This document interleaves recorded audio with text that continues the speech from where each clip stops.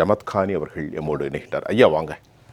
இப்போ எங்களுடைய இந்த கருத்தரங்கத்தில் நாங்கள் பேசிக்கொண்டிருக்கிற போது ஜம்புநாதன் அவர்களும் திரு ராமநாதன் அவர்களும் திராவிட முன்னேற்ற கழகத்தினுடைய இறை மறுப்பியல் கொள்கைகளை, அந்த இறை மறுப்புங்கிற கொள்கையை தாண்டி ஒரு குறிப்பிட்ட நம்பிக்கையின் பால் கடும் போக்குவாதத்தை, வன்குரோத நடவடிக்கைகளை அவர்கள் மேற்கொள்கிறார்கள். இறை நம்பிக்கை என்பதால் ஒரு கடவுள் தான் இருக்கிறான், இக் ஓம்கார் என்றெல்லாம் சொல்கிறோம். ஏகம் ஏவம் அத்விதாயம், நா கஸ்ய கசி ஜனித நா கதிபத் நா தஸ்தி பிரதீம அஸ்தி.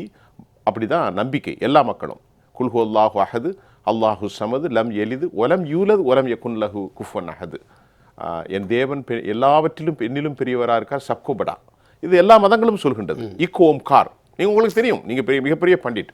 அப்படி இருக்கின்ற போது திராவிட முன்னேற்ற கழகம் ஒரு மதத்தை வரம்பெற்று பேசுவதும், அதுவும் மாற்று மத சடங்குகளை திரு ராமநாதன் சொல்வதை போல் கல்யாண வீடுகள் பேசுவதும், இன்றைக்கு முருகனுக்கு நாங்கள் திராவிட மாடல்கள் எப்படி என்றால் யாருடைய நம்பிக்கைக்கும் எதிரானது அல்ல என்கின்றார் தமிழ்நாடு முதல்வர் திரு ஸ்டாலின். கோயிலில் குடியிருக்கும் ஒருவர் தான் உங்களுக்கு அமைச்சராக நினைத்திருக்கிறார், அவர் சேகர் பாபு அல்ல, மிஸ்டர் செயல் பாபு. நான் சொல்லலை, யாரு? தமிழ்நாடு முதலமைச்சர். அவர் சேகர் பாபு அல்ல ஐயா, செயல் பாபு, ஸ்னேக் பாபு.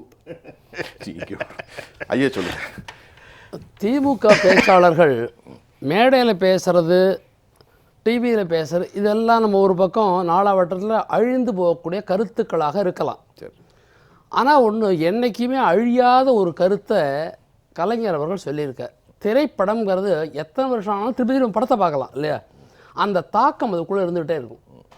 பராசக்தி படத்தில் சொல்கிறாரு, பூசாரியை தாக்கிறேன், கோவில் கூடாது என்பதற்காக இல்லை, கோவில் கொடியவர்களின் கூடாரமாக இருக்கக்கூடாதுன்னு. இன்றைக்கி அந்த கூடாரத்தில் யார் உட்காந்துருக்காங்க? திமுகங்கிற பேரில். அதனால் அன்னையிலேருந்தே இந்து மதத்தினுடைய வெறுப்பை விதைக்க ஆரம்பிச்சிடுறாங்க. ஐயா கேபிஎஸை பற்றி சொன்னாங்க, கொள்கை பிடிப்போடு இருக்கார். நம்ம கடைசியில் பார்த்த கொள்கை பிடிப்பு யாருன்னா வாலி அவர்கள். திமுகவினுடைய அனுதாபி தான். ஆனால் அவர் என்ன பண்ணுறாரு, எம்ஜிஆர் அவர்களுக்கு பாட்டு எழுதும்போது டிஎம்கே காரங்க சொல்கிறாங்க, நெத்தியை விபூதி எடுத்துகிட்டு வராரு வாலி, இது நமக்கு மேட்ச் ஆகாதுன்னு. அப்போ எம்ஜிஆர் வாலி இனிமேல் நெத்திக்கிட்டு வரக்கூடாது, பாட்டு பண்ணும். இவர் சொன்னார், அப்போ நம்ம ரெண்டு பேரும் ஃப்ரெண்டாக இருந்துருவோம், இனிமேல் உங்களுக்கு பாட்டு எழுதலை, அப்படி ஒதுங்கினவர் வாலி. கலைஞருக்கு வேண்டியவராக இருந்தும் அந்த நெத்திக்கு விபூதியோ குங்குமோ இடாமல் வாலி வந்ததே இல்லை. நாகரிகத்தை பற்றி நிறையா பேசுவாங்க திமுக காரங்க. நாகரிகத்தை கெடுத்ததே இவங்க தான். இவங்க திட்டாத தலைவர் ஒருத்தர் பாக்கி இல்லை. சோனியா காந்தியாக இருக்கட்டும், இந்திரா காந்தியாக இருக்கட்டும், காமராஜராக இருக்கட்டும், குழுக்கப்பட்டன்னு ராஜாஜியை சொன்னதாக இருக்கட்டும், இவங்க சொல்ல ஒத்துருமே இல்லை. நம்ம அம்மாவை, ஜெயடி அம்மாவை பாப்பாத்தின்னு சொன்னாங்க இல்லையா? எம்ஜிஆரை மலையாளின்னாங்க. இவங்க யாரை பற்றி கேவலமாக பேசலை? கேவலம் பிறந்ததே திமுக கிட்டேருந்து தான். அதனால் இவங்க நாகரிகத்தை பற்றி பேசி பிரயோஜனம் இல்லை. அடுத்து பெரியார் சேலைன்னு சொல்லுவாங்க. இது விஷயத்தில் சோ சொன்னதை ஞாபகப்படுத்திக்கணும். சோ சொல்கிறாரு, பெரியார் பேரில் அவ்வளோ ஈடுபாடு இருக்கக்கூடியவங்க மூளைக்கு மூளை சிலை வச்சிங்க, கரெக்டு.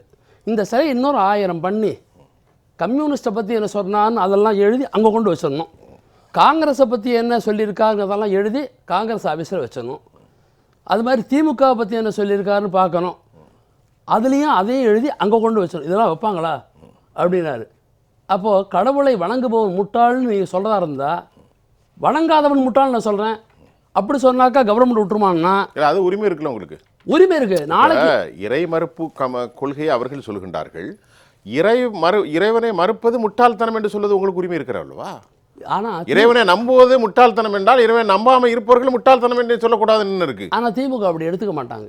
அவங்கள குறி வச்சு தாக்கதாக எடுத்துகிட்டு ஒரு மீம்ஸு போட்டதுக்காக எத்தனையோ பேரை கைது பண்ணியிருக்காங்க இந்த திமுக அரசாங்கம்.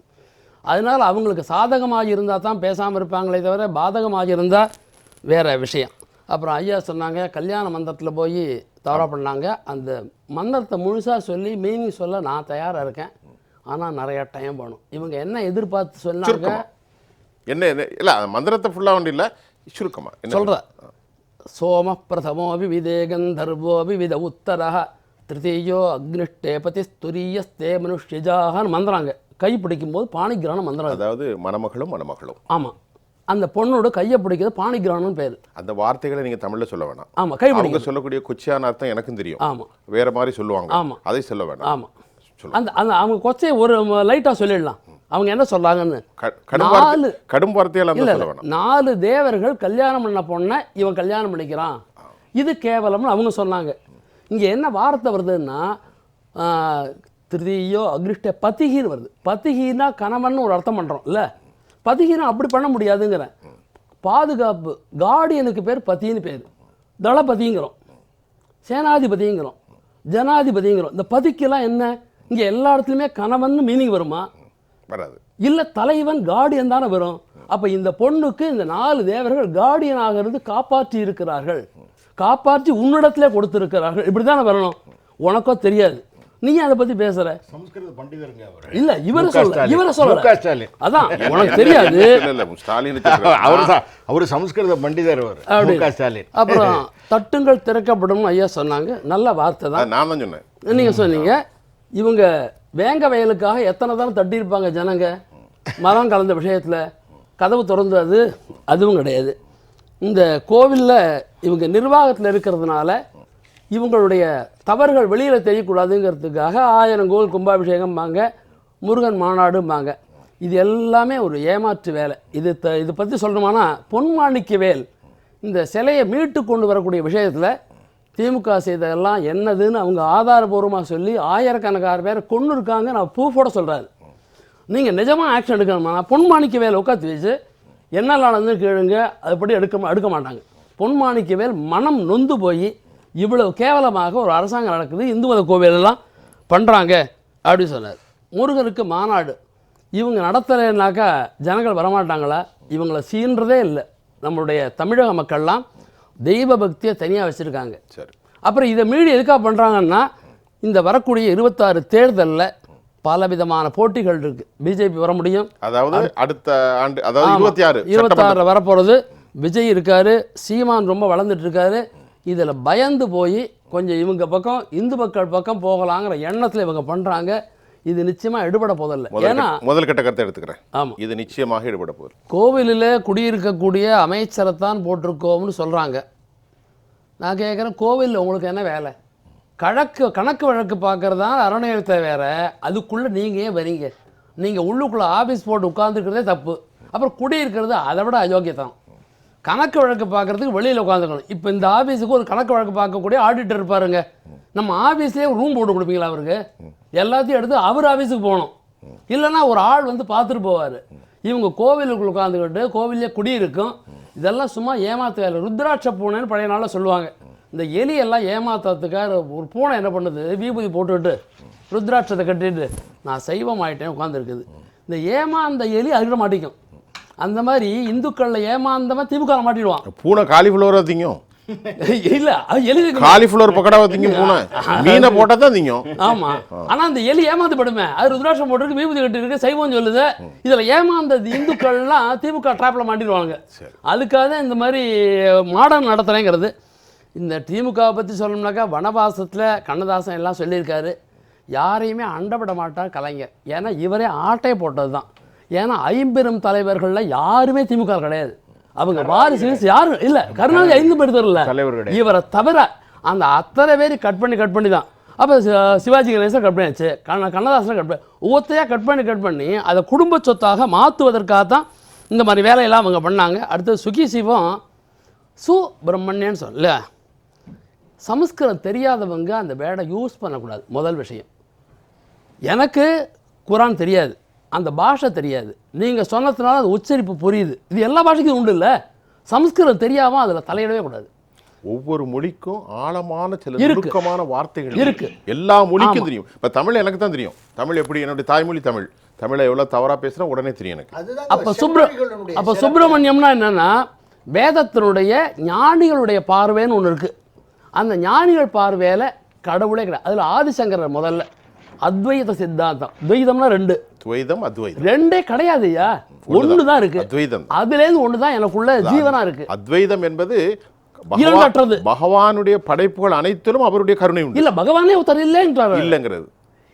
இதயத்துல ஜீவன் இருக்கு, அதுதான் எசன்ஸ்னு ஆதிசங்கருடைய தாட்டு அத்வைதம். அப்போ அதுக்கு பேர் என்னன்னா பிரம்மம்னு வேதம் சொல்றது. பிரம்மம். பிரம்மம் வந்து அதுக்கு உருவம் கிடையாது, ஆண் பெண் கிடையாது, எங்கும் பறந்தது, எல்லாத்துலயும் இருக்கக்கூடியது. ஏகன் எல்லாம். ஆமா ஆமா. இந்த ஏகன்கிறது நமக்கு எப்படி புரிஞ்சுக்க வேண்டியிருக்குன்னா, சின்ன குழந்தைகிட்ட போய் மின்சாரம்னு சொன்னா தெரியாது, அதுதான் அநேகனா மாறுது. ஆமா, ஏகனா அநேகனா மாத்துது. அப்ப மின்சாரம் இல்லைன்னு சொல்ல முடியாது. இந்த உருவங்கள்லாம் அந்த குழந்தைகளுக்காக இருக்கு, ஞானிகளுக்கு உருவம் இல்லை, அதுக்கு அப்பாற்பட்டு போகணுங்கிறது தான் முக்கியம். அதனால புருட சூக்தத்தை கூட இவங்க தப்பாக பேசுகிறாங்க. கண்ணிலேருந்து பிறந்தவன், தலையிலேருந்து பிறந்தவன், உடம்பு நீங்கள் புரியாதவங்க ஒரு. இப்போ சுப்பிரமணியம்னா இந்த முருகனாக வந்திருக்கிறது யாருங்கிற கேள்வி இல்லை, அந்த பிரம்மம் இருக்கே, அந்த பிரம்மன் தான் சிறந்த முறையில் முருகனாக வந்திருக்கிறதுன்னு தான் தாட்டு. சுப்பிரமணியம் பிரம்மண்யம் சிறந்த முறையில் அந்த பிரம்மமே வந்திருக்கிறது. அது அவங்க என்ன மாத்திட்டாங்கன்னா சுப்பிரமம்னு சொல்றீங்க, அதை பிராமணியம் எதுக்காக அது அரசியல் மணியம். அதே திமுக கார மாதிரி பார்ப்பனியம் சொல்றது, ஒன்றிய அரசுங்கிறது, எல்லாம் உனக்கு என்ன வேலை? நீ இந்து மதத்தில் பேச்சாளர், நீ அதுவும் ஆன்மீக பேச்சாளர், நீயே இந்த மாதிரி வேலைக்கு வர.